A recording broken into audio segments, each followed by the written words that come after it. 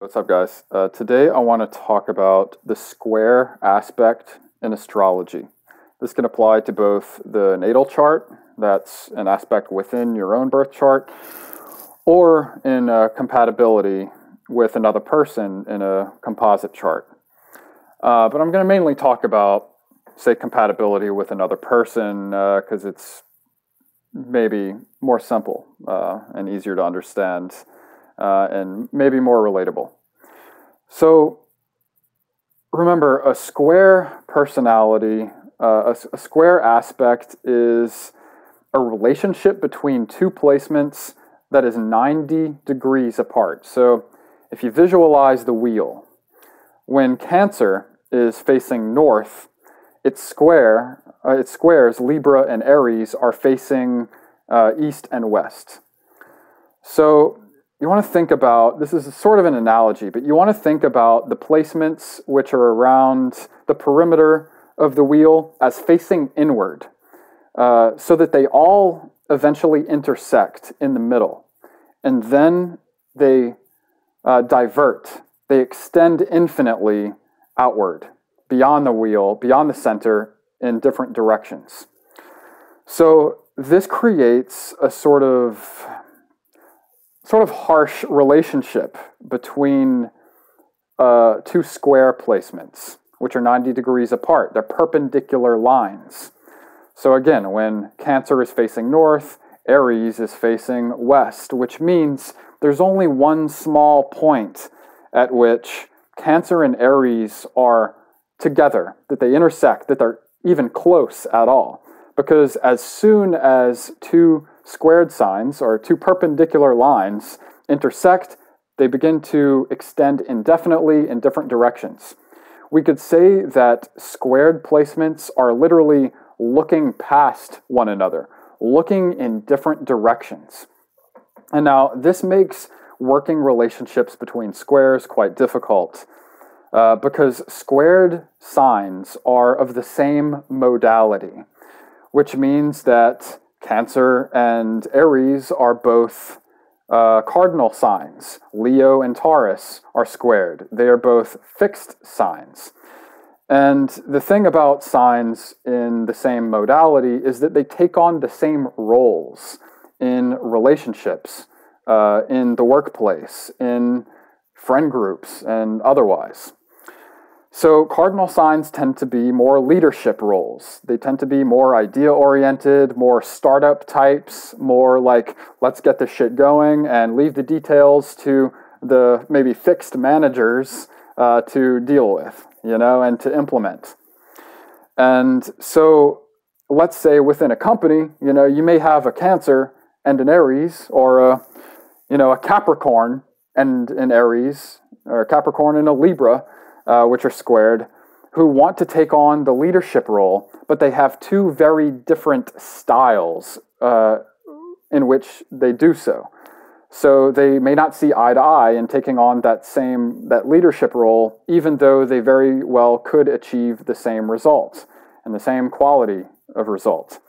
So I think my advice, because a square creates such a difficult relationship to really understand, because of those different styles, you have to know that with your square counterpart, let's say, your sun is in Cancer and your friend or work partner's sun is in Aries, that you're trying to do the same thing. You just have different styles in which you do so.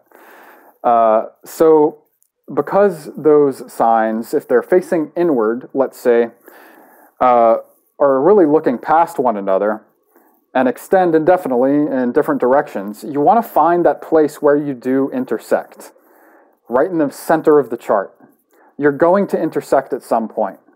And if you can find that place and keep your communication and your area of shared responsibility within that small, tight framework, then you can feel free to go off and do your own things once you do extend indefinitely in different directions. And,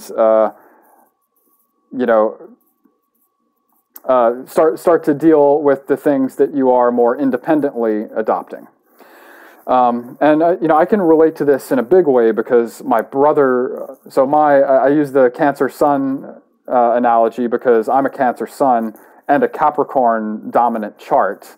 My moon, my ascendant, and a bunch of other signs placements are in Capricorn. My brother is an Aries sun, and my father is a Libra sun. So they're just a big square to me, and I'm a big square to them in many placements. So over time, I've learned to understand, and they have learned to understand me, that place where we do intersect, where our perspectives do come together, where we are similar, and we've learned to communicate in a much more mature fashion.